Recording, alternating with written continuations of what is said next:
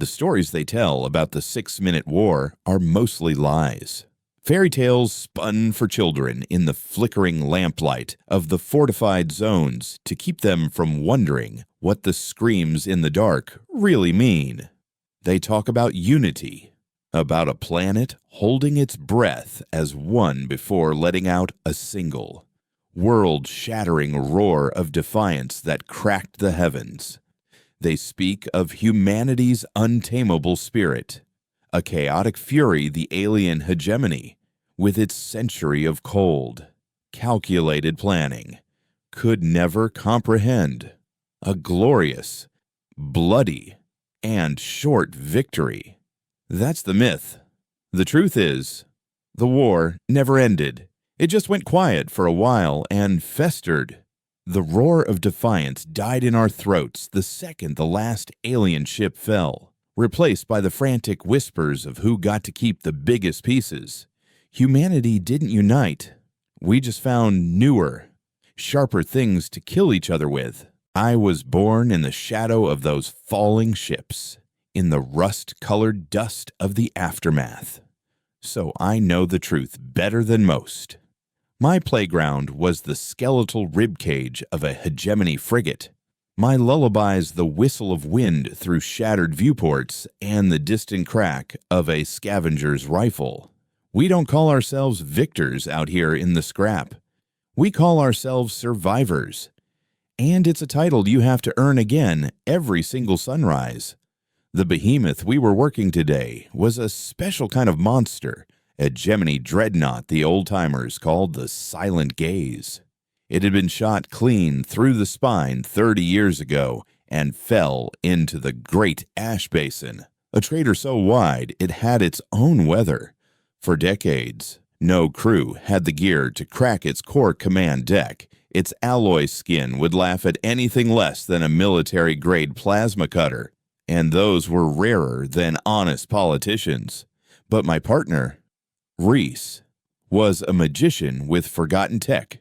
He'd spent a year jury-rigging a harmonic resonator from the salvaged remains of a dozen different alien wrecks. A device that didn't cut the metal, but convinced it to fall apart on a molecular level.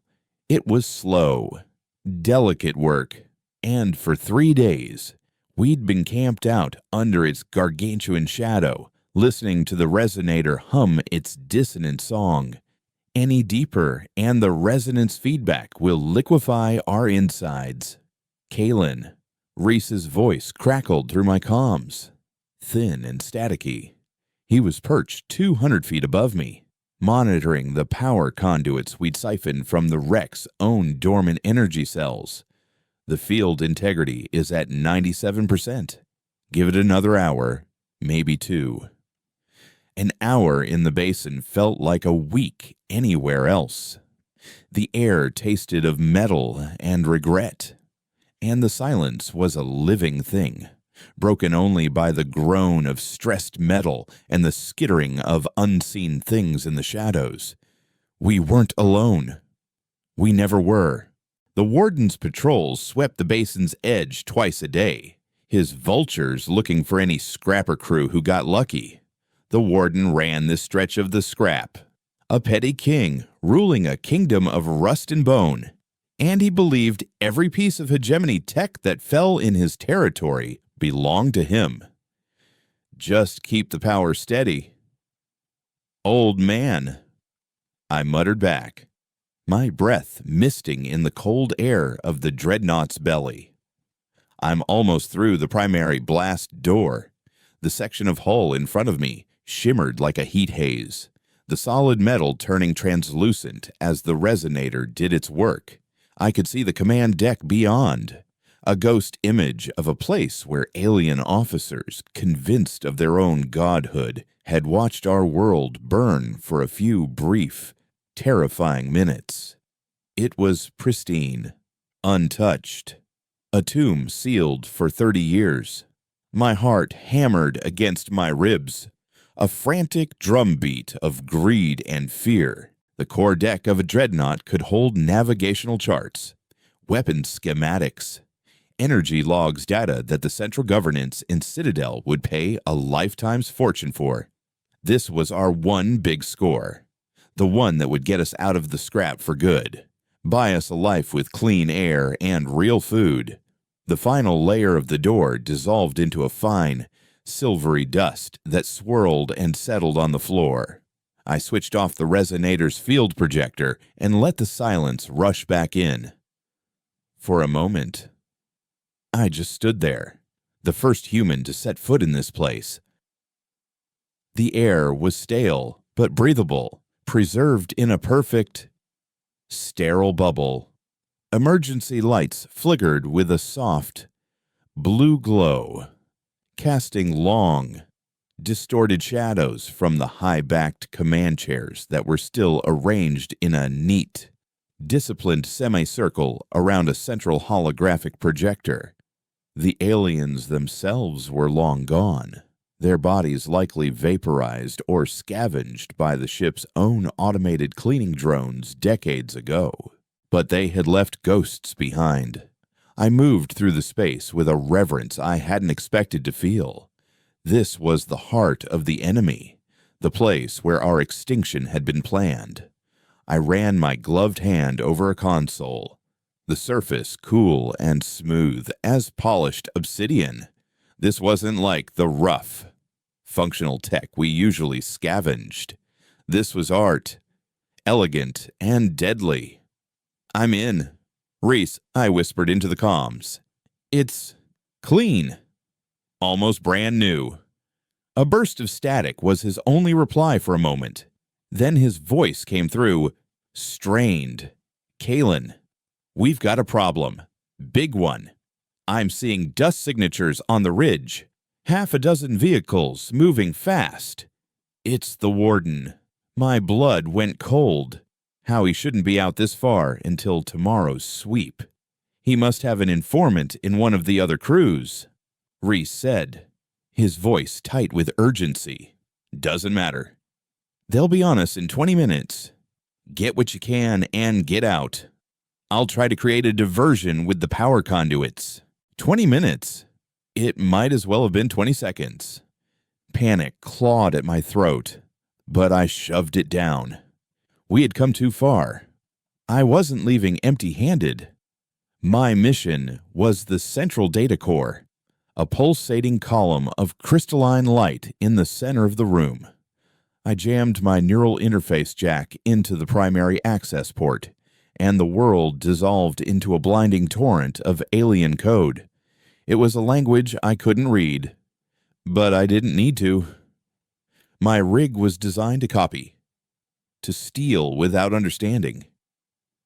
Data flooded my system, terabytes of it, a ghost screaming in my head. Star charts, fleet movements, weapons yields. It was all air. But then I found something else. Something buried deep, in a quarantined and encrypted sector of the core. It wasn't hegemony code. It was something else. Something wrong. The files were designated with a symbol I'd never seen before. Not a geometric hegemony glyph, but something that looked almost organic, like a spiraling vine of thorns. Against my better judgment, I forced the partition open. What I saw wasn't data. It was a memory. The vision hit me like a physical blow. I was looking through an alien's eyes. A hegemony officer standing on this very bridge. Below him, on the main view screen, Earth was a swirling marble of blue and white. But the officer wasn't looking at our world. He was looking at something behind it, something that blotted out the stars. It wasn't a ship. It was a presence, a living darkness that seemed to twist and writhe. A voice echoed in the officer's mind, a language of scraped stone and shattering glass. But the meaning was clear. A single, terrifying concept that transcended language we are watching. Let them burn. We will harvest the ashes. The hegemony wasn't the predator. They were just the hounds, sent in to flush the prey out into the open for a far greater hunter. The 6-minute war wasn't a failed invasion. It was a test. A prelude. My mind reeled, the jack ripping from the port as I stumbled back, gasping. The comms crackled to life, Reese's voice frantic and distorted by the sound of weapons fire. "They're here. Kale, they're already at the base of the ship. I'm overloading the conduits. It's the only..." His voice was cut off by a deafening explosion that shook the entire dreadnought. The emergency lights on the bridge sputtered and died, plunging me into absolute darkness. "Reese," I screamed, my voice swallowed by the sudden, oppressive silence. Nothing. Only the ringing in my ears and the frantic thumping of my own heart. He was gone. He'd blown the external power siphons, burying the entrance and himself to buy me time. Tears of rage and grief burned my eyes, but I didn't have time for sorrow. The warden's men would find another way in. They always did. I had to move. I scrambled through the darkness, my hands searching for the data core, the quarantined file, the one with the thorn symbol. It was more than just a memory. It felt alive. I couldn't leave it. Using the last of my suit's power, I activated a small plasma torch and sliced the crystal that housed the corrupted data from its pedestal. It was warm to the touch, pulsing with a faint, sickly green light. It felt wrong, like holding a tumor. With the crystal clutched in my hand, I ran. There was an emergency maintenance shaft behind the command throne, a dusty, forgotten bolt hole Reese and I had identified from the ship's external schematics. It was a tight squeeze, a vertical descent into the bowels of the dead ship. I slid down into the suffocating dark, the sound of my own ragged breaths echoing in the narrow space. Far above, I could hear the grinding of metal on metal, the warden's crew cutting their way in. They would find Reese's body. They would find the ravaged data core, and they would know someone had gotten away with something. My escape led me deep into the ship's guts, through engineering decks littered with the silent, skeletal remains of hegemony crew, their strange, elongated forms frozen in their final moments. I finally emerged through a breach in the lower hull, dropping the last 20 feet into the soft, gray ash of the basin floor. The sun was setting, painting the clouds in bloody streaks of orange and purple. The warden's vehicles were parked near the main entrance I'd come from, his men swarming over the wreckage like maggots. I was hidden, for now, but I was on foot, miles from our hidden outpost, with nothing but a dying suit, a piece of impossible knowledge, and the burning memory of my friend's sacrifice. I clutched the crystal tight in my palm. It pulsed faintly, a dark heartbeat in the palm of my hand. The warden didn't just want tech. I remembered the way his followers whispered about him, the strange symbols they painted on their vehicles' spirals, like the one I had seen. He wasn't just a scavenger king. He was a zealot, an acolyte waiting for the real gods to arrive. And I had just stolen a piece of his scripture. As darkness fell over the great ash basin, I started running. I didn't know where I was going, only that I had to get this thing, this warning, to someone who could understand it. Citadel, the last bastion of the old world's government. It was a fool's errand, a journey of 1,000 miles through a wasteland that wanted me dead. But I owed it to Reese. I owed it to a world that was celebrating a 30-year-old victory, completely blind to the patient, silent watchers who were just waiting to harvest the ashes. The lies of the 6-minute war were about to end, and a far more terrible truth was about to begin. The first few hours were a blur of instinct and adrenaline. I ran until the burning in my lungs was a physical pain and the muscles in my legs screamed with every stride. The great ash basin was a monochrome nightmare under the twin moons, a landscape of soft, sound-dampening gray that swallowed the light and played tricks on the eyes. Every gnarled piece of shrapnel looked like a crouching figure. Every gust of wind sounded like the whisper of a pursuer. Reese's face swam in the periphery of my vision, a ghost born of grief and exhaustion. His last words, a static choked echo in my memory. He had died for this, for the sliver of alien crystal clutched so tightly in my fist that its sharp edges dug into my palm. It pulsed with a steady, almost imperceptible rhythm, a faint warmth that was deeply unsettling. The warmth felt like a heartbeat, and the light it cast, a sickly green that only I seemed to see, stained the ashen ground around my hand. I had to get out of the open. The warden's men had vehicles and thermal scanners. A man on foot was a running target. I found refuge in the skeletal remains of a shattered orbital transport, a metal carcass half buried in the ash.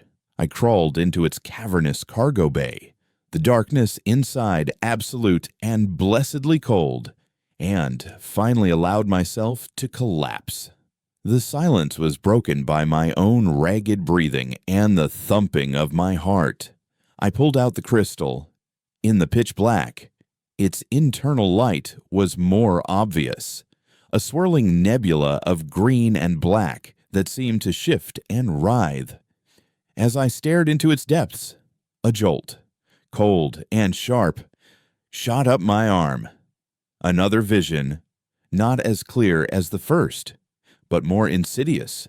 It was a flash of a world that was not Earth, a sky of bruised purple under a dying sun, jagged structures of black, crystalline material clawed at the clouds, and between them moved shapes the things from the first vision, the living darkness, the true hunters. They weren't solid, they were voids in reality, and the air around them warped as if in pain. A sound filled my mind, a low, resonant hum that was both a language and a weapon, a vibration that promised to unmake matter. I snatched my hand away from the crystal as if burned, my teeth chattering.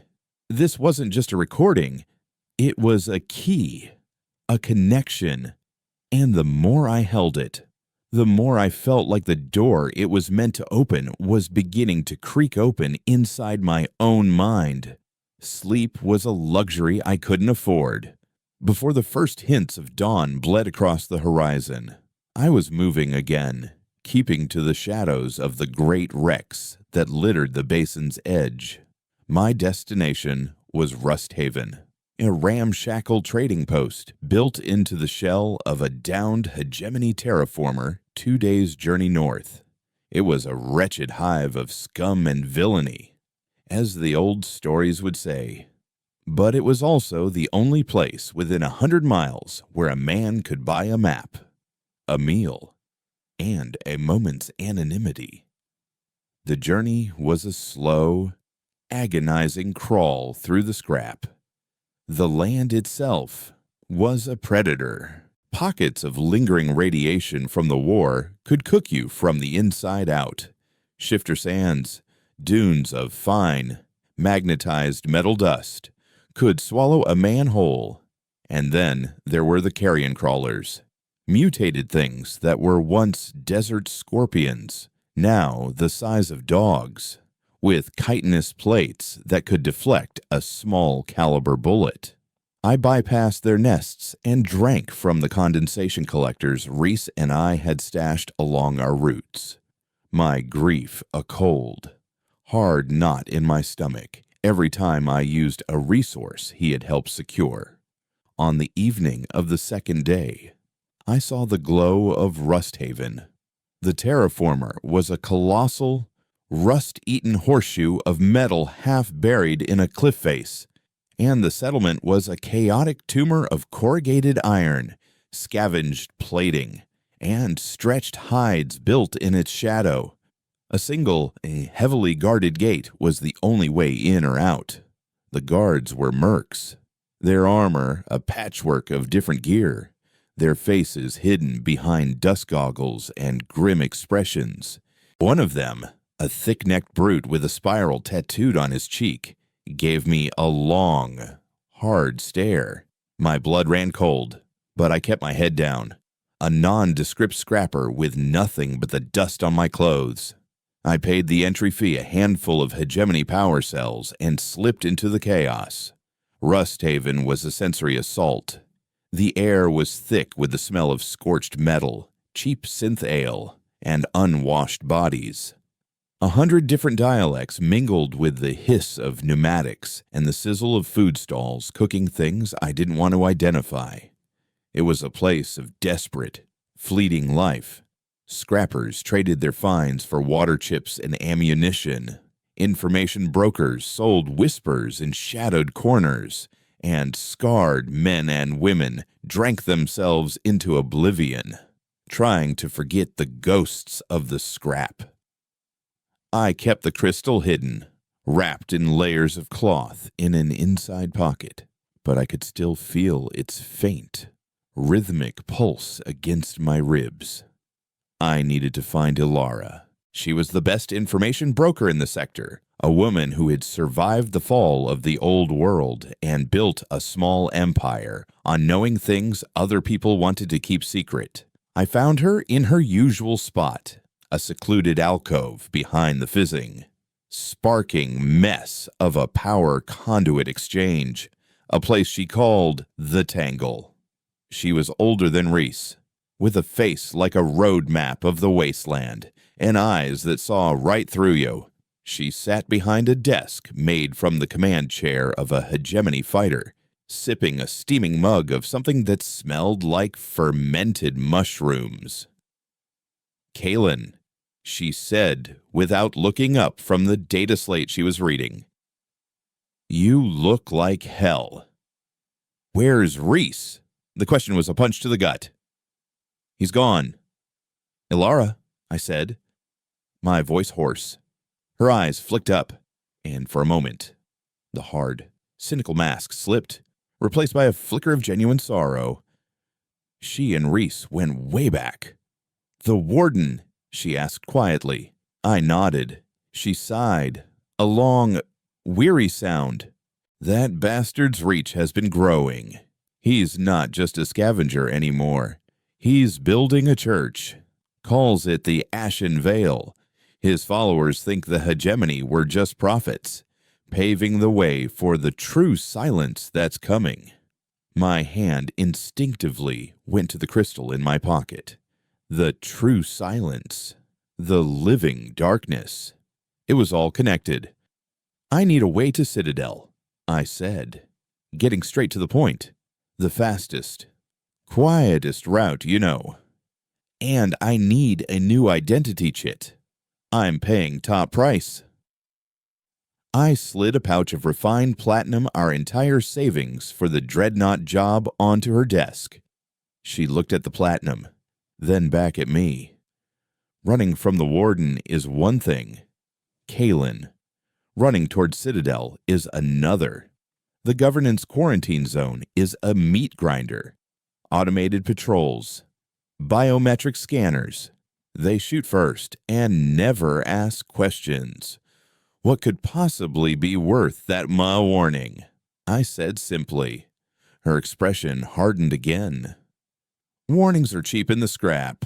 Survival is expensive. The warden has put a bounty on you. A big one. Word came through the network an hour ago. For a scrapper who desecrated a holy site and stole a relic. He doesn't just want you dead, Kalen. He wants what you're carrying." The pulse against my ribs seemed to quicken. They knew.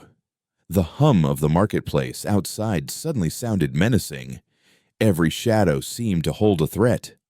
Ilara saw the look on my face and made a decision. "There's a cargo maglev," she said, her voice dropping to a whisper. An old, decommissioned line that runs under the salt flats. The governance thinks it's dead, but a few of us know about a maintenance hub 30 miles east of here. It's powered by a geothermal vent. Unreliable, but it runs. It'll get you past the main quarantine patrols and drop you in the underlevels of Citadel's industrial zone. She quickly etched a map onto a fresh data slate. This will cost you everything you have, and I'll be taking a huge risk. The warden's people are already in Rusthaven. I saw 2 of his lieutenants by the gate. I took the slate, my hand shaking slightly. Why are you helping me? Ilara. She took a long sip from her mug. Because Reese was a good man. And because I've seen the symbols the Ashen Veil use. They're not just scavengers. Kalen. They're monsters waiting for their masters to come home. Now get out of here. Use the maintenance tunnels under the west wall. They'll take you out beyond the perimeter fence. I turned to leave, but her voice stopped me. And Kalen, whatever that relic is. Be careful. Some things that fall from the sky are better left buried. I didn't need the warning. I was already halfway to the maintenance hatch when the siren started to blare. A single, deafening tone that meant only one thing: lockdown. Rusthaven's gates were sealed. A voice, amplified and distorted, echoed through the settlement. The heretic Kalen is among us. He carries the unwanted word. Surrender him, and the warden will be merciful. Hide him, and this place will burn. Panic erupted. The fragile truce of Rusthaven shattered instantly. People screamed, running for cover. The warden's men, distinguished by their spiral tattoos and cold, fanatic eyes, began moving through the crowds. Weapons raised. I was trapped. I ducked into a narrow alleyway, my heart pounding a frantic rhythm against the pulsing of the crystal. I had to get to the west wall. I scrambled over piles of junk, through corridors made of scrap metal, the sounds of shouting and sporadic weapons fire getting closer. I rounded a corner and came face to face with one of them. He was huge, armored in plates scavenged from a hegemony berserker, and in his hand he held a plasma axe that hummed with deadly energy. The spiral was tattooed across his throat. The gaze sees you. He snarled, his voice a low growl. There was no time to think. As he lunged, I grabbed a loose power cable from the wall and whipped it at his feet. It was a stupid, desperate move, but the cable snagged on a piece of rebar sticking out of his greave. He stumbled, giving me the half second I needed. I didn't run. I charged, jamming the resonator Reese had built, which I'd clipped to my belt against the center of his chest plate. I cranked the power to maximum. It wasn't designed as a weapon, but at point-blank range, the harmonic vibrations would turn solid metal into liquid agony. The man screamed, a horrifying, inhuman sound as his armor began to shimmer and warp. He dropped the axe and clawed at his chest, the metal flowing like wax around his fingers. I didn't wait to see the end. I vaulted over him and kept running. The maintenance hatch was just ahead, a simple iron grate in the floor. As my fingers closed around the rusted handle, another of the warden's men appeared at the end of the alley. He raised his rifle. A shot rang out, but it wasn't from him. The man crumpled to the ground, a smoking hole in the back of his head. Ilara stood at the other end of the alley, a long-barreled revolver steady in her hands. "I told you to get out," she said, her voice calm amidst the chaos. "Now go. The debt is paid." I didn't have to be told twice. I ripped the grate open and dropped into the darkness below, landing hard on a catwalk of slick, corroded metal. I pulled the grate shut just as the sounds of more running feet reached the alley above. I lay there in the dark, my body screaming in pain, listening to the muffled sounds of Rusthaven being torn apart. The crystal in my pocket felt warm, almost hot, and I could have sworn I heard a faint, triumphant hum echoing in the back of my mind, a sound that reveled in the violence and chaos. I had escaped, but Alara's words haunted me. The warden didn't just have followers, he had a church, and I wasn't just a thief anymore. I was a heretic, and my pilgrimage to Citadel had just become a desperate flight through the heart of a holy war I never knew existed. The tunnels beneath Rusthaven were a labyrinth of corroded iron and dripping slime, a forgotten circulatory system for a dead machine.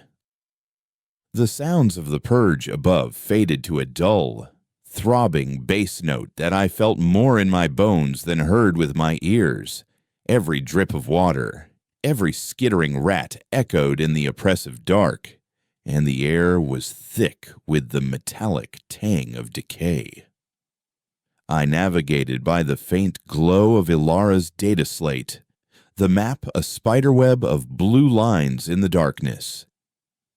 My thoughts kept circling back to her, standing in that alleyway with smoke curling from the barrel of her revolver. She had bought my life with her own, and the weight of that debt settled on me, heavier than any pack I had ever carried.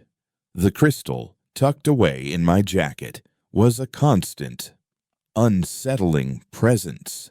Its rhythmic pulse seemed to have synchronized with my own heartbeat, and I fought the urge to look at it, terrified of the visions it might force upon me in this suffocating, claustrophobic space.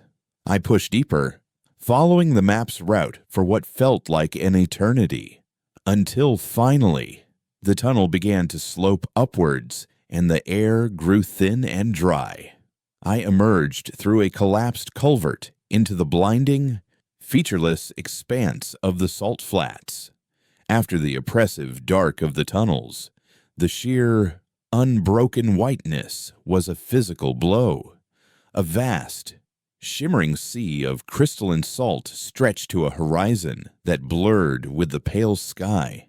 The sun was a malevolent white eye, its heat and glare reflecting off the salt with a ferocity that promised to burn the sight from my eyes and bake the moisture from my body.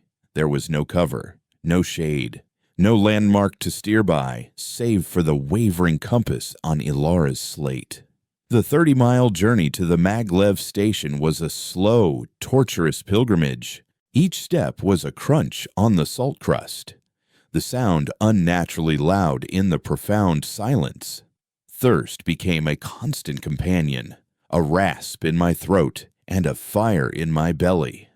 I rationed the water I carried, each sip a measured, precious thing. The crystal's influence grew stronger out here in the desolation. The line between reality and hallucination began to fray at the edges. I saw mirages of impossible cities shimmering on the horizon, their crystalline spires echoing the black structures from my vision. I saw Reese walking ahead of me, a heat-haze silhouette that would turn and smile before dissolving into the glare. The whispers started on the second day. They weren't words, but emotions, impressions that bled into my thoughts from the crystal. Loneliness, power, destiny. A seductive current of feeling that suggested I wasn't running from something, but being guided toward a grand purpose. It showed me flashes of the warden, not as a scavenger king, but as a high priest, his face illuminated by the green glow of a massive crystal like the one I carried, his followers kneeling before him in rapture. It tried to make me understand his faith, to feel the rightness of it, the desire to surrender to the coming true silence. I fought it, focusing on Reese's face, on Ilara's sacrifice, using my grief as a shield against the creeping, insidious logic of the void. Late on the third day, when my water was almost gone and my mind felt as cracked and brittle as the salt under my feet, I saw it, a dark shape breaking the white monotony of the horizon. The Maglev Station. It was a ghost of the old world, a testament to a time when humanity had built things to last. A single diffuse, streamlined spire of rust-streaked Duracrete rose from a low, sprawling complex, its lines graceful even in their decay. It looked like a tombstone for a forgotten era of progress. As I drew closer, a sense of deep unease settled over me. The place was too quiet. There were no signs of scavengers, no tracks in the salt, no graffiti on the walls. It was as if the wasteland itself had agreed to give this place a wide berth. The main entrance was sealed, a massive blast door fused shut by time and corrosion. Following Ilara's map, I found a maintenance access hatch set into the foundation, half buried in salt drifts. The lock was ancient, but Reese had taught me well, using a set of improvised picks. I coaxed the tumblers into alignment, and the hatch hissed open on a wave of cool, musty air. The interior of the station was a cavern of shadows and dust. Sunlight lanced through shattered skylights, illuminating dust motes dancing in the dead air like captured ghosts. The grand concourse was silent, its ticket counters and waiting areas draped in the cobwebs of decades. I felt like an intruder in a vast, silent cathedral. Alara's instructions led me down into the sublevels, towards the geothermal power core. The air grew warmer, thick with the smell of sulfur and ozone. The corridors were a maze, but the map was true. I finally entered a massive chamber dominated by a colossal drilling mechanism that plunged deep into the earth. This was the geothermal tap, a series of coolant pipes, glowing with a faint residual heat, snaked from the drill head to a massive turbine that sat dormant and silent. Getting it running was a puzzle. The primary ignition sequence required a series of manual overrides, a complex dance of levers and pressure valves that had to be performed in a precise order. It was exactly the kind of challenge Reese would have loved. As I worked, tracing power lines and rerouting energy flow, I felt the familiar pulse of the crystal change. It grew more agitated, its rhythm frantic. A cold knot of dread tightened in my stomach. I wasn't alone. I finished the final connection, and with a groaning shudder that shook the whole chamber, the turbine began to spin. A low hum filled the air, and panels throughout the station flickered to life with a weak, amber glow. Power was restored.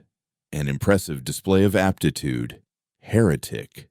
The voice came from the catwalks above, smooth and resonant, carrying an unnerving calm. I spun around, my hand instinctively going for the resonator on my belt. Standing there, silhouetted against a newly lit panel, was a figure unlike any of the warden's other followers.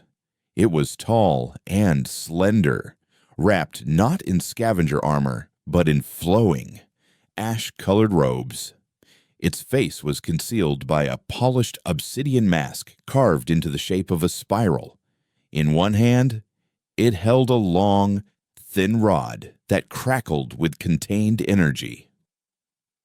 "The warden sends his regards," the figure continued, its voice electronically filtered, serene and menacing. "He is disappointed. He believed the relic would choose a vessel of stronger faith." "I don't know what you're talking about." I lied, backing away slowly towards the turbine. The figure let out a soft, sighing laugh. "Of course you do. It sings to you. Doesn't it a hymn of beautiful, final silence? You fear the song because you think it means your end. You are mistaken. It is a beginning. The unwanted word is not a warning. It is a promise. It took a step forward, its movements unnervingly fluid. Give it to me. Kalen, your mind is too loud, too chaotic. You pollute its divine resonance. In our care, it will become the beacon that guides the ashen veil to glory when the great harvesters arrive. The harvesters, the living darkness. So, that's what they called them. This wasn't just a chase. It was a crusade. I wasn't going to talk my way out of this. I dove behind the turbine housing just as a bolt of energy sizzled through the air where I had been standing, striking the wall with a deafening crack and leaving a molten scar. The robed Inquisitor, as I now thought of him, was fast. I was outmatched and outgunned, but I was a scrapper. I knew how machines worked, and I knew how they broke. I scrambled along the coolant pipes, using the massive machinery for cover. Another energy bolt ricocheted off a steel support beam, showering me with sparks. I had an idea, a desperate is stupid. Reese-level idea. One of the primary coolant pipes, thick as my torso, ran directly under the catwalk the Inquisitor was on. Its pressure gauge was deep in the red, a warning sign from the station's last day of operation. I unslung the heavy wrench from my pack. It would be my only chance. I broke cover, sprinting toward a valve junction. The Inquisitor tracked me, raising his weapon. Embrace the silence. Heretic, he cried. Just as he fired, I swung the wrench with all my might, not at him, but at the valve's corroded joint. The energy bolt seared my shoulder, the pain a white-hot explosion, but the wrench hit its mark. With a scream of tortured metal, the joint fractured.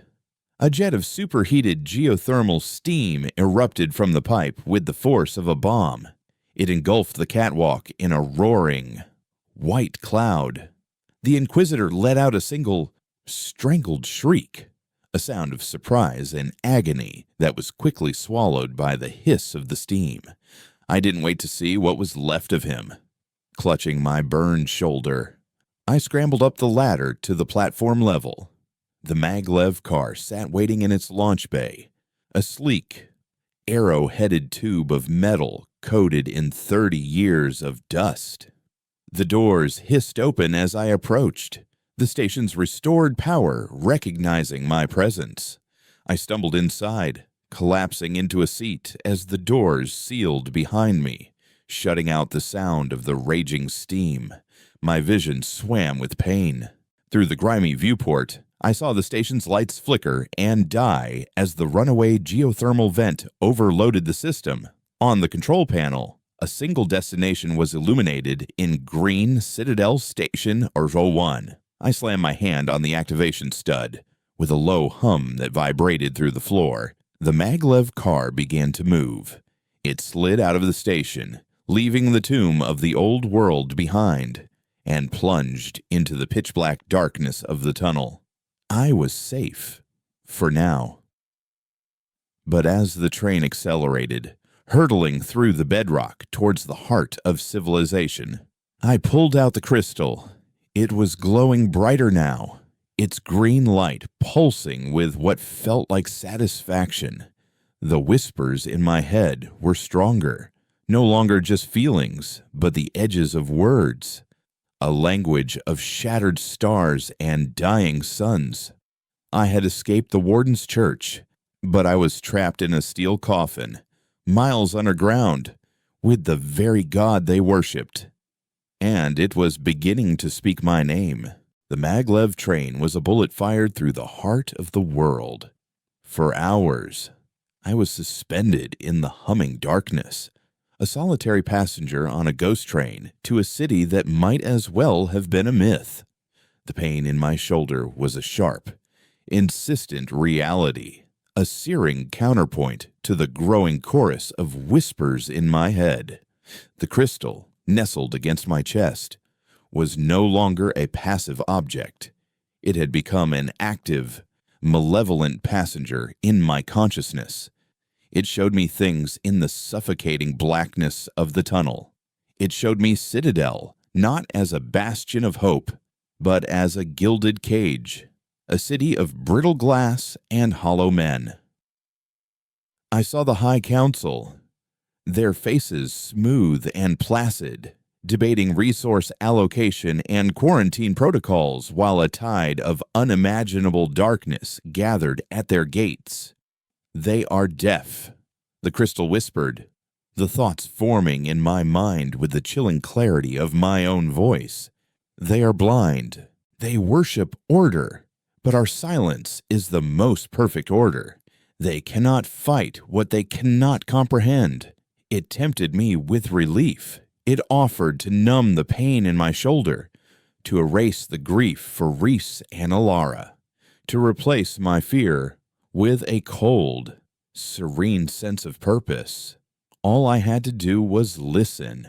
All I had to do was accept the truth it offered, that humanity's chaotic struggle was a pointless, fleeting spasm before an inevitable, eternal peace.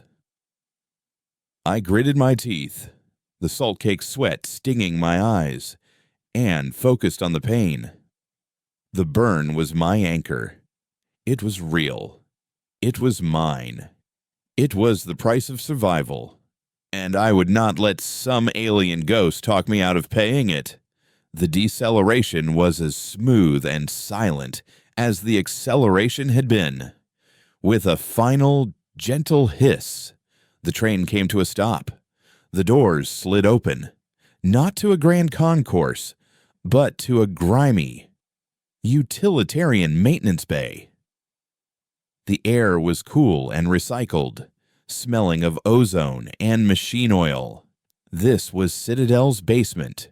I stumbled out of the car, my legs unsteady after the long journey, and the doors immediately sealed behind me. The train, its purpose served, powered down, its lights fading until it was just another shadow in the gloom. I was in a vast, subterranean world. Massive pipes and conduits, thick as ancient trees, lined the walls, all vibrating with the low, powerful hum of the city's lifeblood.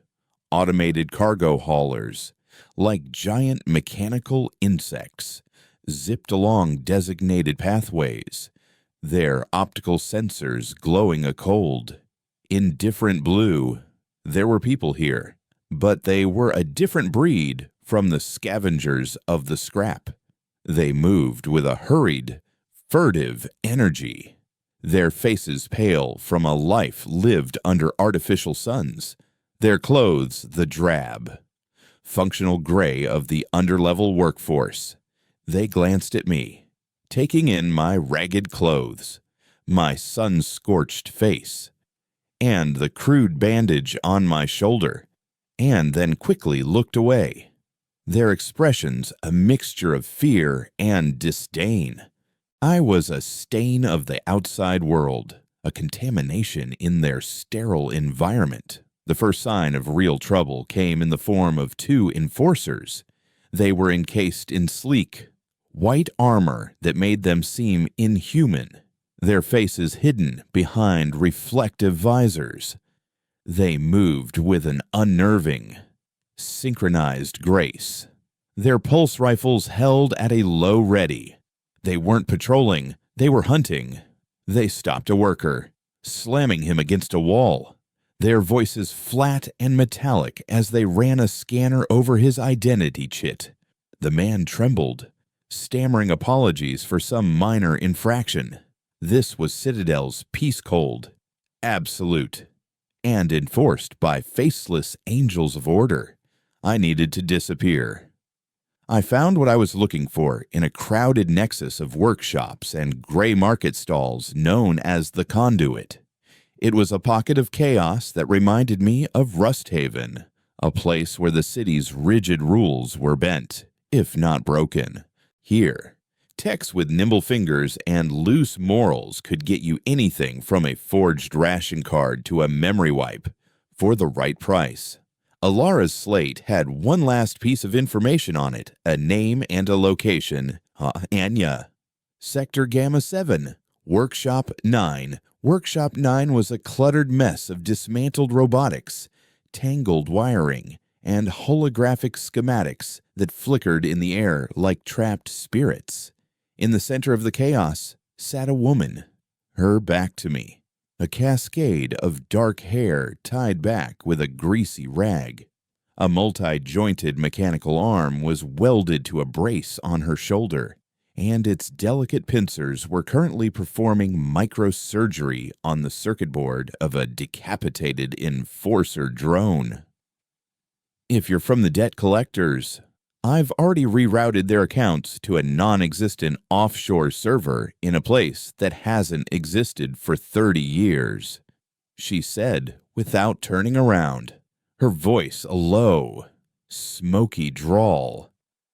If you're the enforcers, you're about to have a very bad day. I'm looking for Anya, I said, my voice rough. She swiveled in her chair. She was younger than I expected, with sharp, intelligent eyes that held the same weary cynicism as Ilara's, but with a harder, more volatile edge. Her gaze swept over me, taking in every detail with practiced efficiency. You found her, she said. You look like something the carrion crawlers spat out. What do you want? I need medical attention, and I need to get a message to the High Council. She let out a short, bitter laugh. Let me guess. The message is that the sky is falling, and only you can save us. I get 3 of you a week. Delusional scrappers who think they've found the meaning of the universe in a piece of alien junk. This is different, I said, wincing as a fresh wave of pain shot through my shoulder. I have something they need to see. Everyone thinks their junk is special, she countered, but her eyes lingered on the burn. That's a plasma wound, a nasty one. Treatment will cost you. As for the council, you've got a better chance of kissing the twin moons. They don't listen to people like me. And they certainly don't listen to people like you. I reached into my pack and pulled out the harmonic resonator, placing it carefully on her workbench. This isn't junk. Her cynical expression faltered as she looked at it. She picked it up, her fingers tracing its strange, hybrid design. The mechanical arm behind her whirred, its optical sensor extending to scan the device. Molecular resonance, jury-rigged power core. This is... She trailed off, her eyes wide with a tech's awe. This is impossible. The theory is sound, but no one's been able to build a stable field projector. My partner did, I said, the words catching in my throat. It's yours. In exchange for patching me up and telling me how to get my message to the council. She stared at the resonator for a long moment, then at me. All right, she finally agreed. Deal. Get on the slab. This is going to hurt. The slab was a medical table that looked like it had been salvaged from a battlefield. The next hour was a blur of antiseptic, synth skin applicators, and pain that made the initial burn feel like a memory. As Anya worked, her movements precise and efficient, I told her everything. The Dreadnought, the Warden, the Ashen Veil, the Maglev Station, the Inquisitor. I left out the visions, the whispers, the true nature of the crystal. I just called it a data storage device. She listened in silence, her expression unreadable. A death cult that worships the aliens who almost wiped us out, she said when I finished, applying a final bioseal to my new shoulder. It's not the craziest thing I've heard this week, but it's close. And you think this data device holds proof that will convince the council? I know it does, I said. She sighed, wiping her hands on a rag. The council doesn't care about death cults in the scrap. They see the entire wasteland as a lost cause, a buffer zone between them and the real world. To get their attention, you can't send a message. You have to physically get to them. And the only way into the governance spire is through the Central Archive. It's a suicide run. Kalen. Just then, a blinding pain, sharper and more profound than any physical wound, exploded behind my eyes. I cried out, collapsing off the slab and onto the floor. The workshop dissolved. I was standing in a place of non-light, a void between stars. Before me floated one of the harvesters, a being of pure, absolute darkness. It turned its non-face towards me, and I felt its full attention, a crushing weight of ancient, malevolent intellect. It showed me a vision of Citadel, but from above, I saw faint, almost invisible lines of energy spreading through the city like a fungus, originating from a single point deep in the underlevels. I saw people, workers, enforcers, even high-level functionaries whose eyes glowed with a faint, sickly green light for a fraction of a second before returning to normal. They weren't just being watched. They were being infected. The warden wasn't their only agent. They were already here. The vision shattered, and I was back on the cold floor of Anya's workshop, gasping for air, sweat pouring down my face. The crystal, which had fallen from my jacket, was lying on the floor, glowing so intensely that it cast writhing green shadows across the room. Anya was staring at it, her face pale with shock. "That," she whispered, her voice trembling slightly, "is not a data device." She looked from the glowing, pulsing crystal to my face, and for the first time, I saw a flicker of fear in her eyes. The hard, cynical shell had cracked. "You're not just a crazy scrapper," she said, her voice barely audible. "You're haunted, and you've brought your ghost into my home." She backed away, then stopped, her gaze fixed on the horrifying, living light of the crystal. "The Central Archive," she said, her voice suddenly firm, resolute. "There's a flaw in their security network, a data bleed from a decommissioned geothermal vent system. It's a 1 in a million shot, but it could be a way in, a way to bypass the main security layers."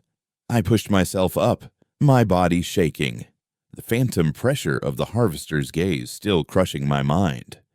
Anya looked at me, a new, grim understanding in her eyes.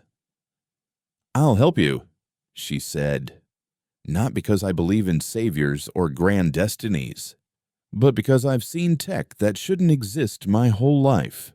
And that thing in your hand, that thing feels like an ending. And I've always preferred to choose the way I go out." We were no longer a scrapper and a tech. We were two specks of dust standing in the path of a hurricane, armed with an impossible plan and a piece of a dying star. The path to the Central Archive was not a corridor, but a wound in the city's flesh.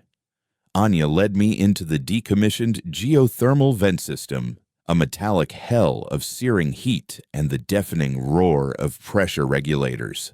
We moved along narrow, graded catwalks suspended over a chasm that glowed with the planet's molten heart.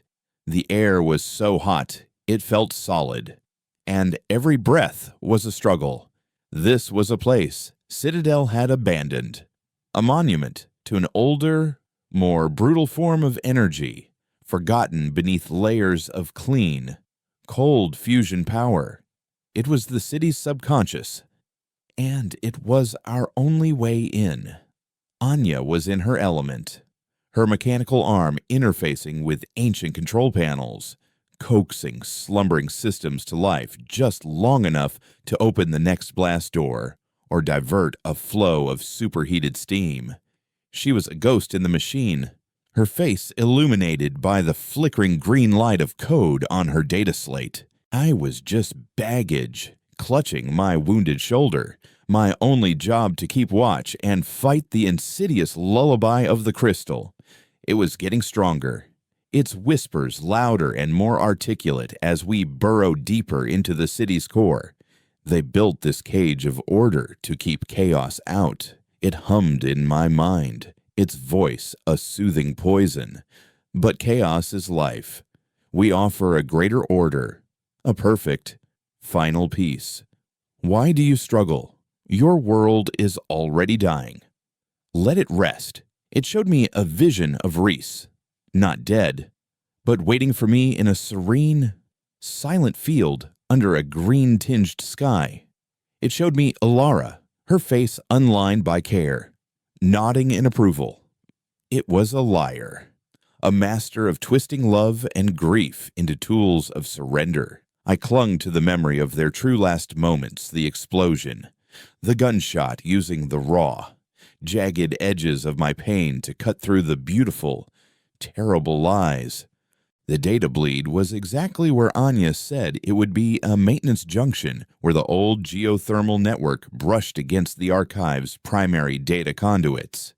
It was a security hole the size of a planet, an oversight born of institutional arrogance. They never thought anyone would be crazy enough to come this way, Anya murmured, her fingers flying across a holographic interface she had projected into the air. They were wrong. Code scrolled past her eyes. A waterfall of light.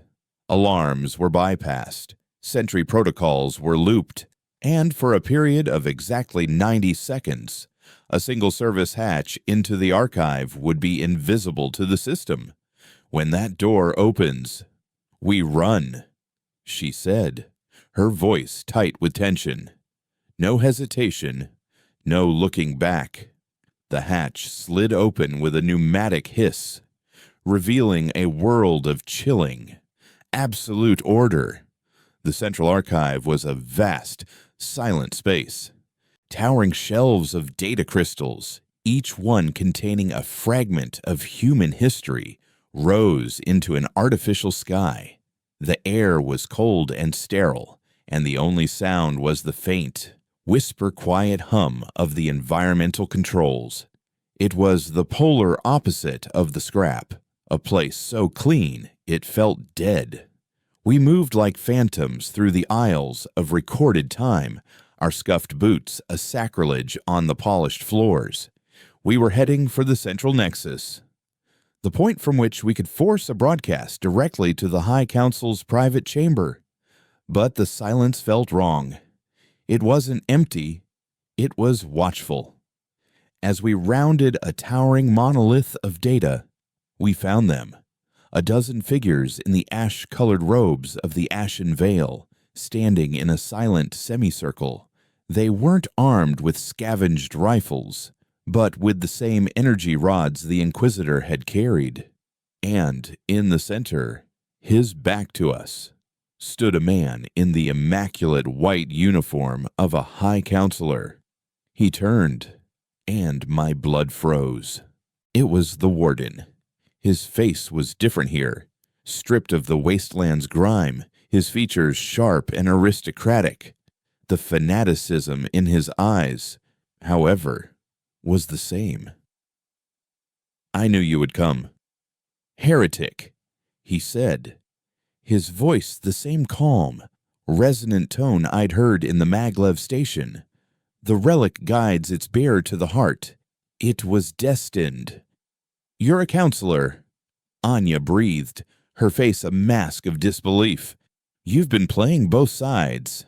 The Warden smiled, a thin, predatory expression. Sides are an illusion.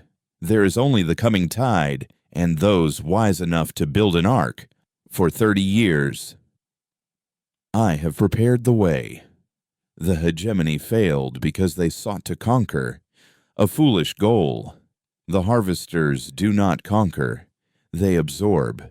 They bring the peace of absolute unity. He gestured to the crystal in my hand. That is not a warning. Kalen, it is a key. A beacon. Once activated in a place of sufficient power, like this archive, it will open the way, not for an invasion, but for a communion. The unwanted word is not a threat. It is a gospel. Everything clicked into place with horrifying clarity. My entire journey, every death, every mile I had run, had been leading me here, not to warn Citadel, but to deliver the harvester's key to their high priest. I had been his pawn from the very beginning. The crystal in my hand pulsed, hot and insistent. He speaks the truth. It whispered. End the struggle. Fulfill your purpose. Be the one who brings the silence. The warden's followers raised their weapons. We were trapped. Give it to me. The warden commanded, holding out his hand. Your part in this is over. I looked at Anya. I saw the defiance in her eyes. I looked at the warden, a man willing to sacrifice his entire species for a quiet life as a slave. I thought of Reese, who died in fire, and Ilera, who died in defiance, and I made a choice. Humanity wasn't a species that deserved a quiet end. We were a species of fire and noise and beautiful, terrible chaos. If we were going to go out, we would go out screaming. You want it, I said to the warden. My voice a low growl. You can have it. I lunged forward, but not towards him. I ran towards the central data nexus, a massive, pulsating pillar of light that served as the archive's core. Anya, now, I yelled. She didn't hesitate. She slammed her fist onto her console, and the archive's fire suppression system roared to life, not with water, but with a torrent of dense, conductive foam that shorted out electronics on contact. The robed figures cried out as their energy rods sparked and died. It was the diversion I needed. I reached the nexus and slammed the crystal against its surface. But I didn't let it activate. I held it there with one hand and with the other. I ripped the harmonic resonator from my belt. Reese's impossible machine. I jammed it against the other side of the crystal and cranked the power to maximum. You want to hear the unwanted word, I screamed. The roar of the machinery and the shouts of the ashen veil fading into a single, focused point of rage. Then listen, the crystal, caught between the immense power of the archive's nexus and the destabilizing frequency of the resonator, began to scream. It wasn't a sound, but a psychic shock wave that erupted outwards. The vision hit everyone in the room at once. Not a lie of peaceful fields, but the raw, unfiltered truth of the harvesters, a vision of a silent universe where every star had been devoured, every world stripped bare, a cosmos of endless, hungry darkness. The ashen veil fanatics clawed at their masks, their faith shattering against the horrifying reality of their god. The warden stared, his face a canvas of disbelief and horror, as the beautiful silence he worshipped was revealed as an eternity of black consumption. The psychic scream, amplified by the archive's network, tore through Citadel. In the spire above, counselors clutched their heads and fell to their knees. In the underlevels, workers with faintly glowing eyes cried out as the alien presence in their minds was violently exorcised. The entire city shuddered, not from an explosion, but from a shared, wakened nightmare. The crystal cracked, a spiderweb of black fractures spreading across its surface. The light inside faltered, then imploded, and with a final, silent pulse that threw me back across the room. It went dark and cold. The silence that followed was absolute. The warden lay on the floor, his eyes wide and vacant, his mind broken. His followers were catatonic. Anya rushed to my side, helping me to my feet. My head felt like it had been split open, but I was alive. We had won. The city was in chaos. Enforcers were fighting civilians. Alarms blared, and the rigid order of Citadel had shattered into a million terrified pieces. We slipped away in the confusion. Two ghosts leaving a madhouse. We made it back to the underlevels, to the forgotten tunnels that had been our way in. As we stood in the mouth of the Maglev tunnel, looking back at the flickering lights of a city at war with itself, Anya turned to me. "What did you do?" she asked, her voice filled with a new, strange kind of awe. I looked down at the dead, gray crystal in my hand. "I didn't send them a warning," I said, my voice raspy. "I sent them a declaration of war. I showed them what we are." The harvesters were no longer watching. Their subtle infection was purged. Their high priest was broken, and their beacon was destroyed. They knew now that we wouldn't be taken quietly. They would come, not as silent harvesters, but as a vengeful fleet. The 6-minute war was a lie. The 30 years of peace was a lie. But now, for the first time, humanity was truly awake. We were broken, scattered, and terrified, but we were finally ready for the fight. The war wasn't over. It had just begun. And as I stepped into the darkness of the tunnel, ready to return to the scrap, I knew we wouldn't last 6 minutes this time. We would last as long as it took to tear their silent universe apart and show them the beautiful and terrible chaos of a species that refused to kneel.